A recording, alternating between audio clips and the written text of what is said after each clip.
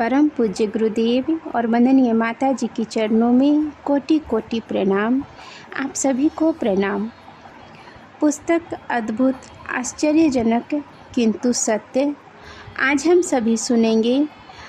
मुझे भगवान के दर्शन हो गए। जब मैं घुटनों के बल चला करती थी, तभी से घर में होने वाले पूजन, हवन तथा मंत्रोच्चारण के प्रति मेरे मन में एक जिज्ञासा का भाव था। यह कहानी है अंजू उपाध्याय, DSP, अरुणाचल प्रदेश। वह बताती हैं कि कुछ और बड़ी होने पर मेरी माँ ने मुझे गायत्री मंत्र का अभ्यास करा दिया था और मैं भी घर के अन्य सदस्यों के साथ हवन में शामिल होने लग गई थी। घर के लोग प्रायः शांति कुंज और पूज्य गुरुदेव के बारे में बातें किया करते थे। मैं जब भी माँ से पूछती कि पूज्य गुरुदेव कौन है, तो उनकी तस्वीर की ओर इशारा करके वह हमेशा यही कहती, उनके बारे में मैं तुम्हें क्या बताऊं, वे कोई आदमी थोड़े ही हैं, वे तो भगवान हैं, भगवान। माँ की ऐसी बातें सुन सुनकर मेरा मन पूज्य गुरुदेव से मिलने के लिए बेचैन होने लगा। मैं बार बार शांति कुंज आने की जिद करने लगी। यह उन दिनों की बात है जब मैं चौथी कक्षा में पढ़ती थी।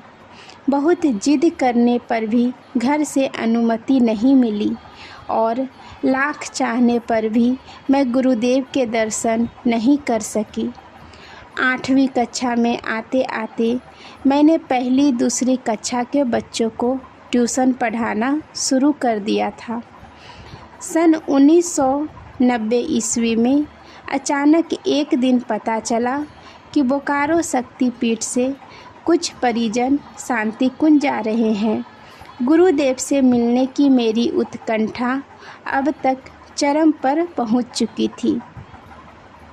मैंने तत्काल शांति कुंज जाने का मन बना लिया और वहां जाने वाले एक परिजन से मिलकर उनके साथ चलने का कार्यक्रम तय कर लिया। इस बात की मैंने घर में किसी को भनक तक नहीं लगने दी। डर था कि वे सभी फिर मना कर देंगे। परिजनों की टोली के साथ मैं शांति कुंज पहुंची। अगले दिन सुबह से ही मैं यह सोचकर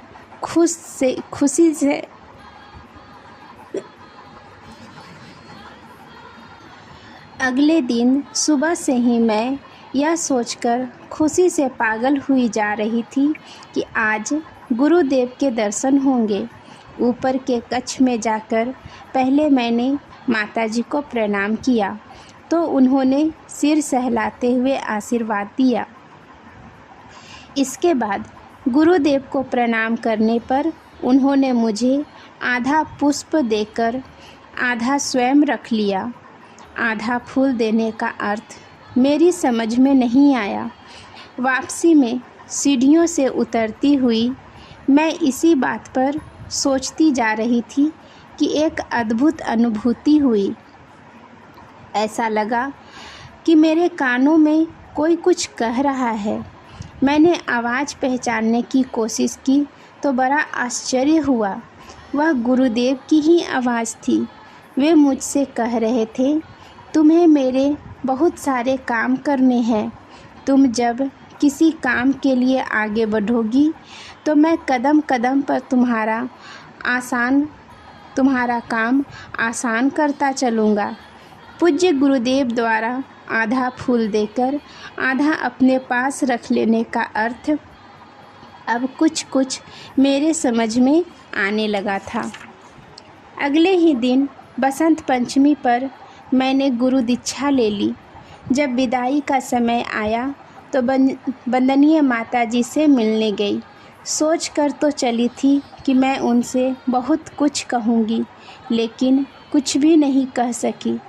एक ही साथ मन में इतनी बातें आ रही थी कि कुछ कहते नहीं बना। इस ऊहापोह में आँखों से आंसू बहने लगे। मेरी सबसे बड़ी चिंता तो यह थी कि मैं किसी को बताए बिना घर से चली आई थी। साथ ही महिलाओं ने भी मुझे पूरी तरह डरा रखा था। मन कह रहा था कि अगर माताजी आशीर्वाद दे दें तो घर पहुंचने पर मुझे कोई कुछ नहीं कहेगा। माताजी ने मेरे मन का भाव बिना कुछ कहे समझ लिया। उन्होंने मेरी पीठ थपथपाते हुए कहा, बेटा चिंता मत कर, सब कुछ ठीक हो जाएगा। घर के लोग तुम्हें कुछ भी नहीं कहेंगे। और आश्चर्य, घर पहुंचते ही डांट, फटकार और पिटाई की आशंकाएं निर्मूल सिद्ध हुई। घर में सबको पहले ही पता चल चुका था कि मैं शांति कुंज गई हुई हूँ। माँ पिताजी ने एक शब्द भी नहीं कहा, उल्टे सभी इस बात को लेकर खुश हो रहे थे कि मैं वंदनीय माताजी और पूज्य गुरुदेव का आशीर्वाद लेकर लौटी हूँ। उसी वर्ष जब 2 जून को गुरुदेव ने शरीर छोड़ दिया तो हम सभी शोकाकुल हो गए। मेरे माता पिता दुखी मन से आपस में बातें कर रहे थे। माँ कह रही थी कि हम दोनों से अच्छी किस्मत लेकर तो हमारी अंजू ही आई है। हम कई सालों तक सोचते ही रह गए और यह लड़की अकेली जाकर भगवान के दर्शन कराई। पिताजी ने कहा, तुम सच कह रही हो। अंजू अपनी मर्जी से थोड़े ही गई थी। उसे तो पूज्य गुरुदेव ने शांति कुंज बुलाकर स्वयं दर्शन दिए थे, पर हमारा ऐसा भाग्य कहाँ। आज के लिए यहीं तक। आप सभी को धन्यवाद। जय गुरुदेव।